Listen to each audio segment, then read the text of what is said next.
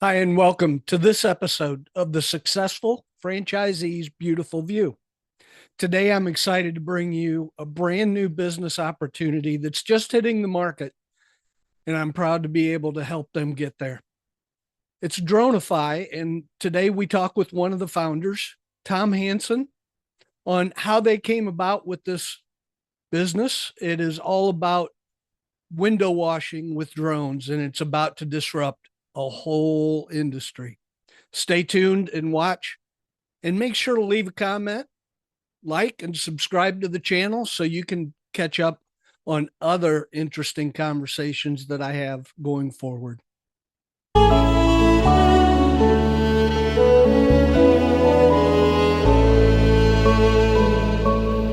Hi, and welcome to today's episode of the Successful Franchisee's Beautiful View. And today, I'm honored to have with me Tom Hanson from Droneify. And Tom and his partner are starting this business opportunity for people who want to get into the business. And I'll let Tom explain that. That has fantastic growth potential and opportunity. So, Tom, tell us about that opportunity and growth potential that you see in the industry, and what do you base that on?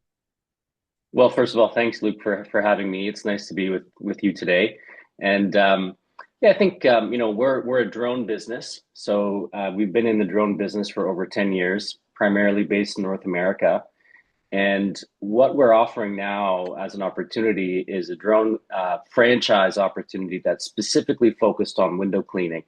And we've come to this understanding of what the market offers, what the biggest opportunities are, and our cumulative experience over 10 years operating successfully as a drone company has shown us that this is one of those businesses that just has huge upside potential. There's a lot of opportunity for growth. There's not a lot of competition. Most people who are cleaning windows have been doing it for the last 50 years without any big changes.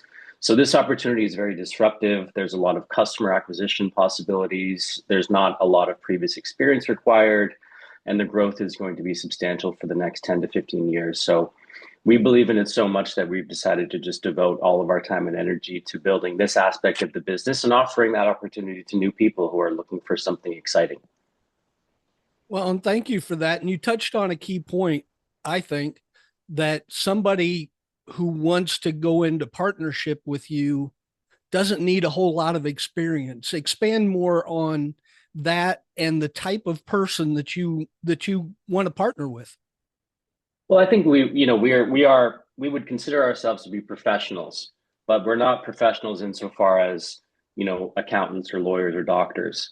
And so the types of people that we like to work with don't necessarily have commonalities in their background in terms of skill set. We don't need somebody who's a drone pilot. We don't need somebody who understands what drones are technically capable of, or even anything about cleaning windows.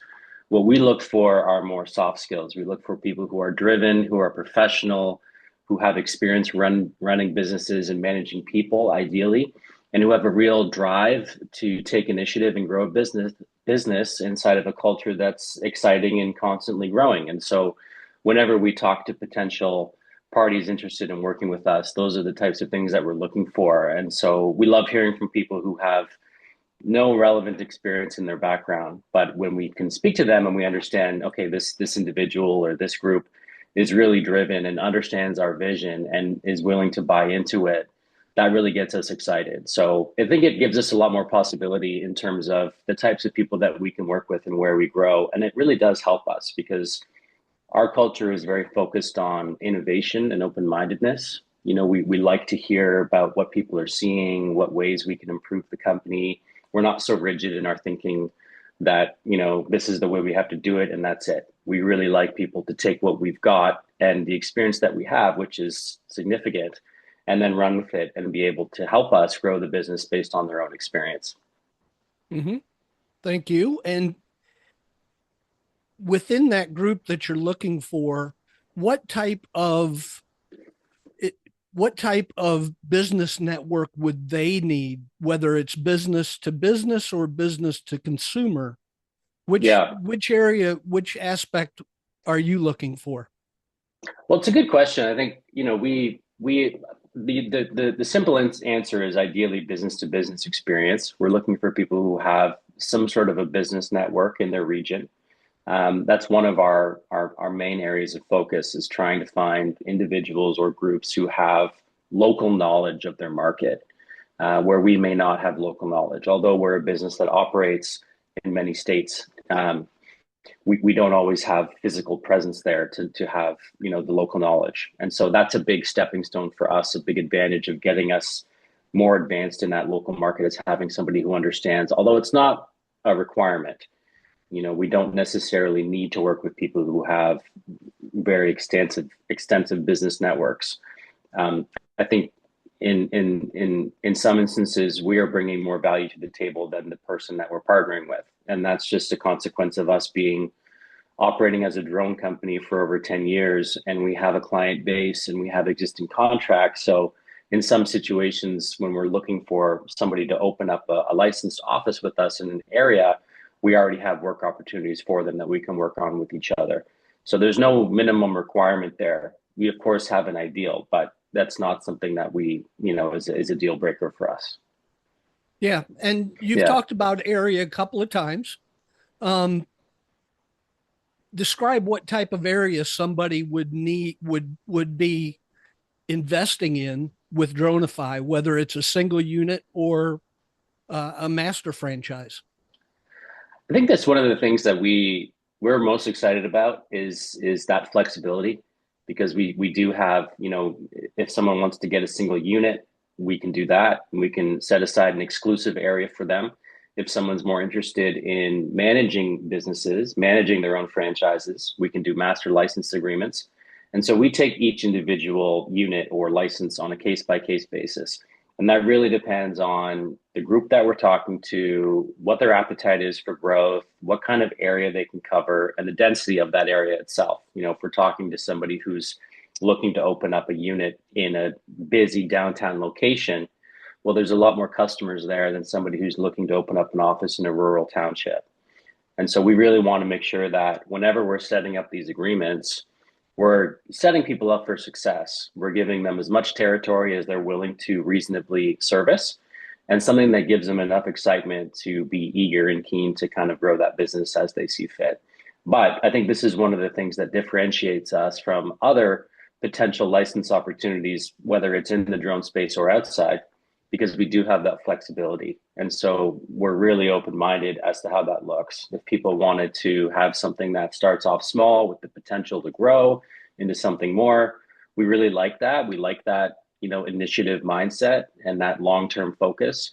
And we really want to do whatever we can to help people structure something that they get really excited about and they can actually execute on. And we'll do everything we can to help them execute on that. So there's all kinds of different possibilities. Outstanding. And what would be a minimum territory size, in your opinion, number of businesses, say, in the territory to be successful to start with? What would be the minimum to start? We don't necessarily look at it in terms of territory size. I think, we know roughly how much area you could service on a daily basis. And so typically when we're setting up a franchise, we look at a couple factors. We look at, okay, what are the relevant businesses within the area? So there's a research component that goes into it, where we, along with the potential licensee, look at the market that they're interested in acquiring. We help them understand what that total market value is. We help them understand how large their team may be expected to grow to capture that market that we're hoping for. We help them understand the logistical requirements. And so those are based on these factors that I'm telling you about. One is the number of relevant businesses in the area. Are there solar panels there? Are there commercial buildings? Are there high rises, mid rises? Are there institutional buildings? Are there a lot of malls? And in some areas, there's a lot of that. And in some areas, there's not a lot of that. So that's one factor. Another factor is radius.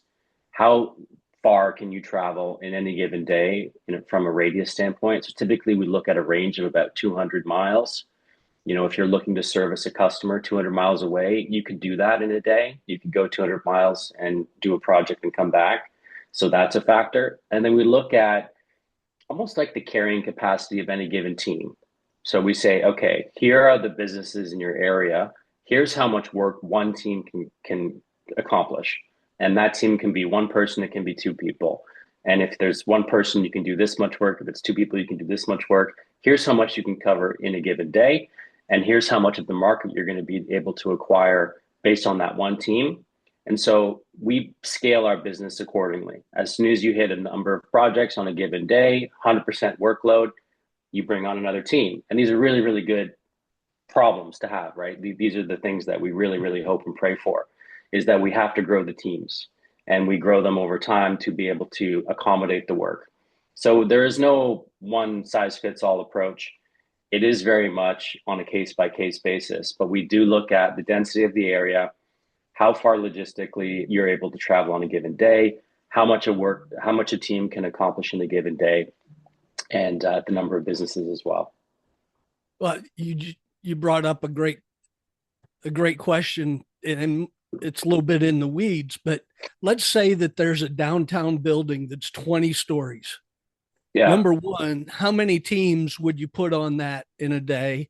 And number two, how long would it take for those teams to finish a 20-story building that was, let's say, mostly glass? Well, this is we love getting to the weeds, and this is like really technical stuff. And so part of the process that we take is we provide the full training for all of these licensees. So when we work with a new group, we teach them exactly how to approach every single project. And we go on a case by case basis from a building that's 20 stories with full glass to a building with really complicated, intricate facades. We teach them how to price it. We teach them how to set up the job from a mobilization standpoint. We tell them how long it's going to take, the chemical usage, all that kind of stuff. So for a building like that, typically when we're looking at altitude restrictions, there are altitude restrictions.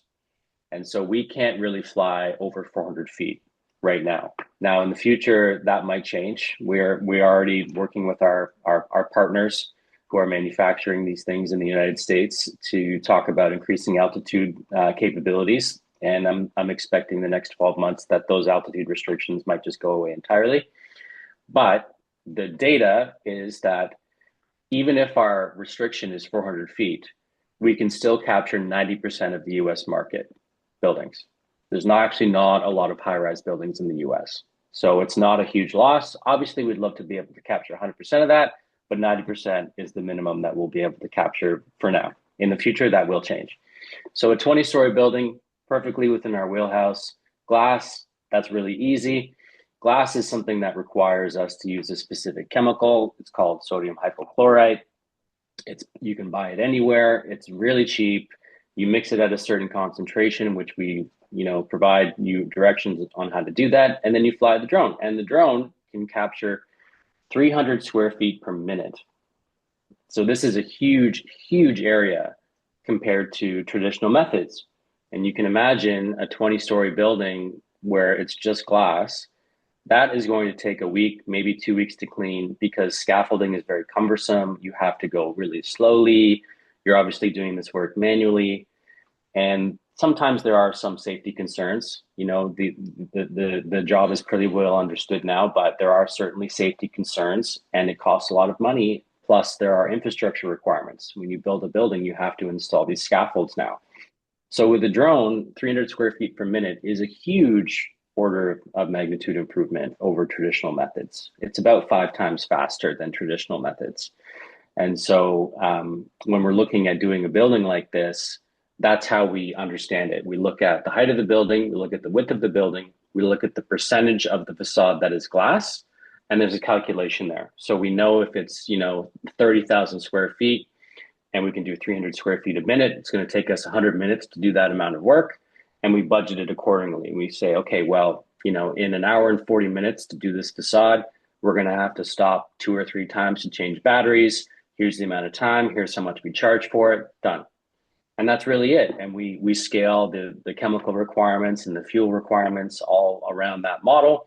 And this is a proprietary, estimating model that we do, and it works really well, and it's really competitive. There are some local factors that we take into mind, but when you actually look at the work being done, and a drone is on site flying a building for 2 hours for something that would usually take 2 days to do, it's pretty incredible. And I think a lot of people out there haven't really had a chance to see this technology in action.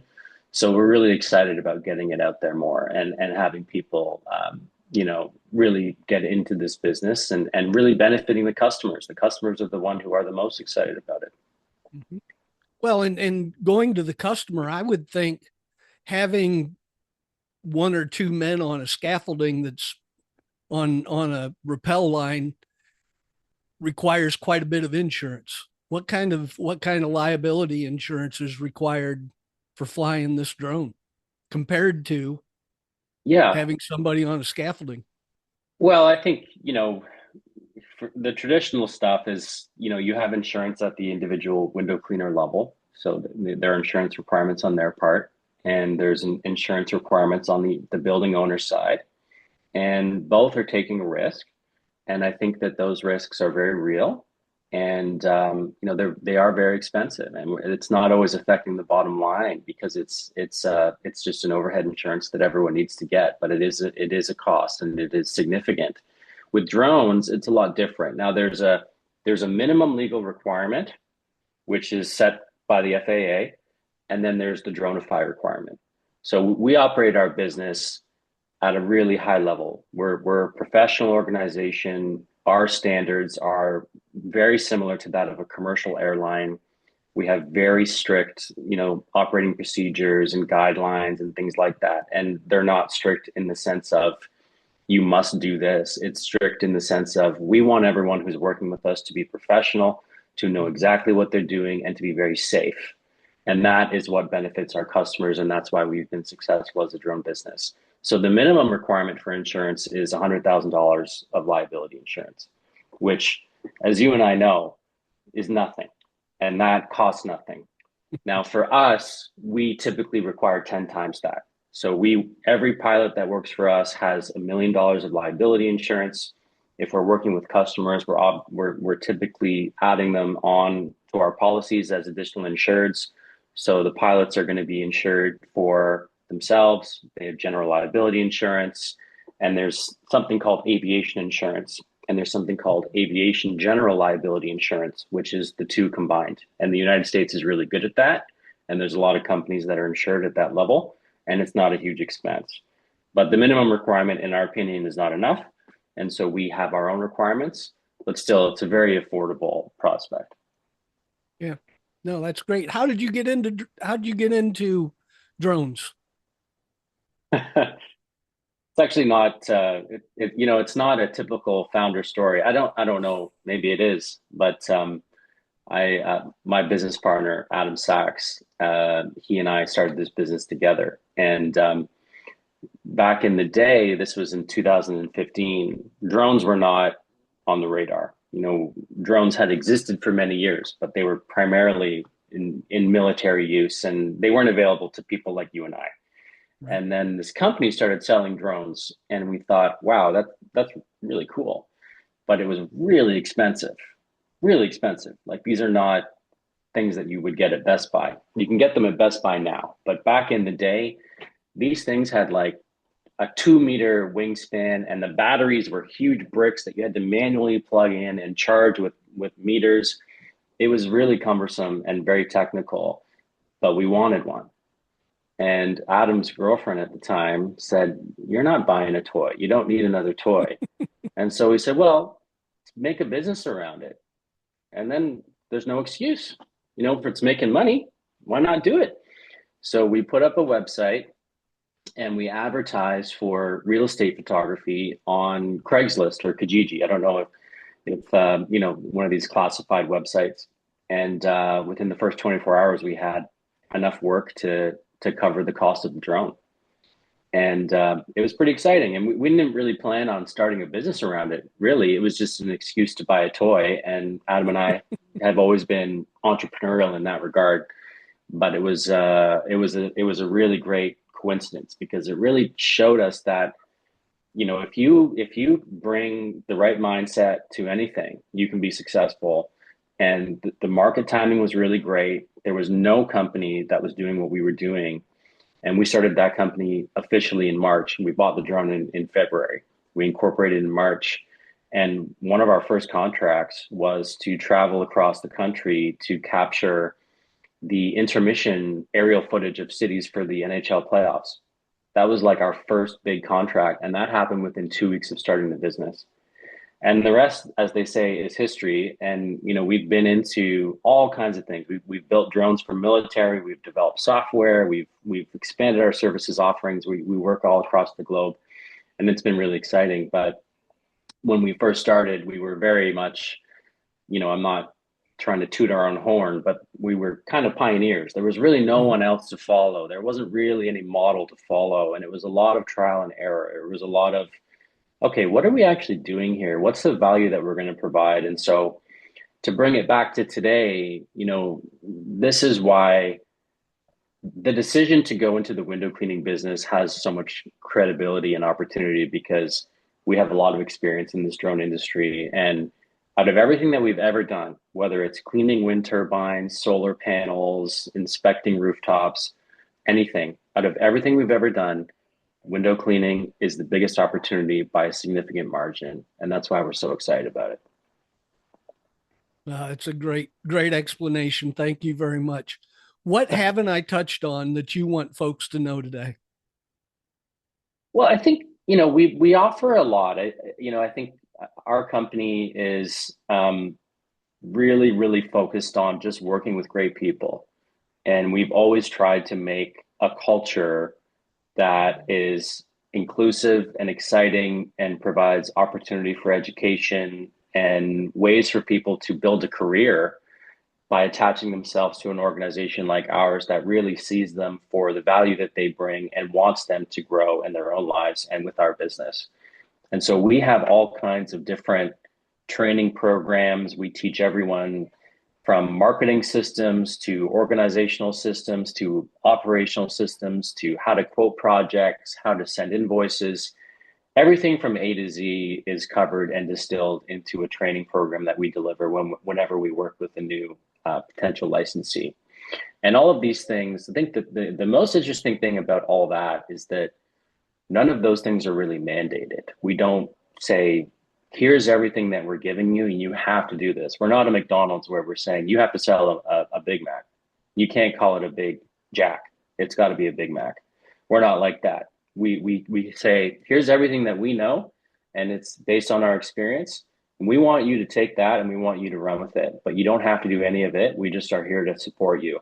So it's an interesting concept in that regard. I mean, we're operating as Droneify, and that's the expectation. But so I think the biggest thing is that we're really interested in continuing education and continuing to innovate and sharing all those learnings and findings with all of our partners. And there's a lot of value there. And where would that training be done? If somebody, let's say that I come to you and send you an email and say, Tom, I'm really interested in this, and 3 to 4 weeks to a couple months later, we come into a partnership, where would I go for my training? Because I've never flown a drone. Yeah. So I think there's a couple of options. One is most people these days just want to do things remotely. I mean, it's just, you and I might have a different mindset about that, about, working from home policies, but most people would just want to do things remotely these days. And so we do have flexibility to do that. If people want to be receiving this training remotely, we have a full onboarding package in a data room where we share all this information, and then we go through each main area of training week by week with homework and follow-ups and collaboration, and we quote projects and we do everything. And that includes the training on the drone itself. So we have preferred partners for the hardware. All the training on how to operate the drone is done online. It might sound kind of crazy that is how we do it, but it's really that easy to fly. These things you don't even have to touch the sticks. These things just basically fly themselves.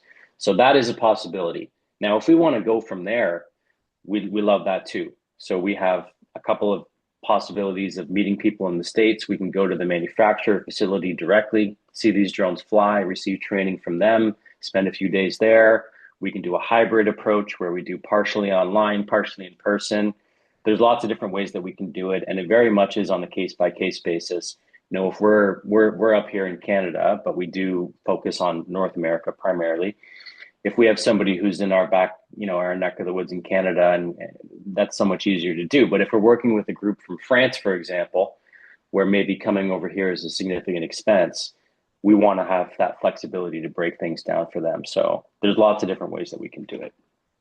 Outstanding. Tom, thank you so much for being with me today. And I'm looking forward to having you back in a few months, and we'll see how things are growing and where you've added some territory. So thank you very much again. Great. Thank you, Luke, as well. And thank you all for watching this episode of the Successful Franchisee's Beautiful View. Stay safe and win every day.